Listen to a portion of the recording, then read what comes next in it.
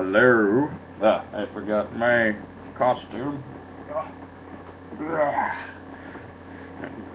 This is Ted, and I'm ridiculous. I want to give some props to somebody named Mark Zuckerberg. I have to give you props.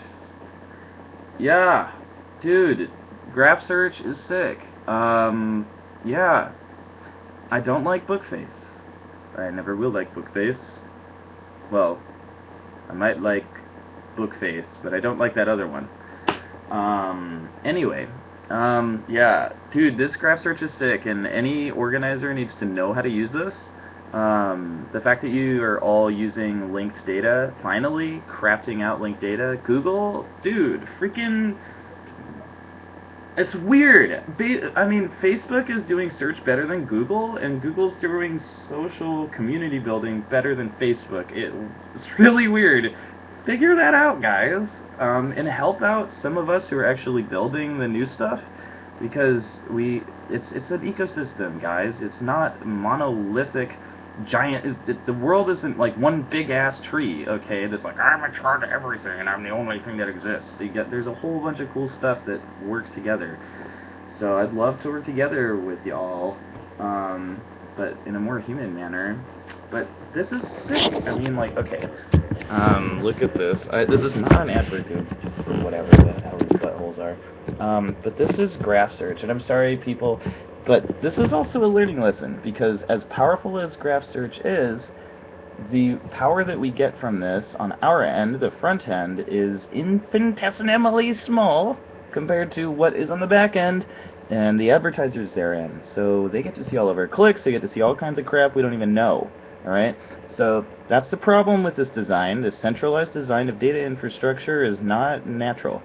But it's bearing some fruit, so that's why we got it. Praise be to God. This is a search that I just did called, where I started with Baha'is, and I could see all my friends who were Baha'is, and I was having trouble making, organizing my own community, like, tagging and everything, and it's like, oh, great. I guess all this open sharing is paying off. How interesting.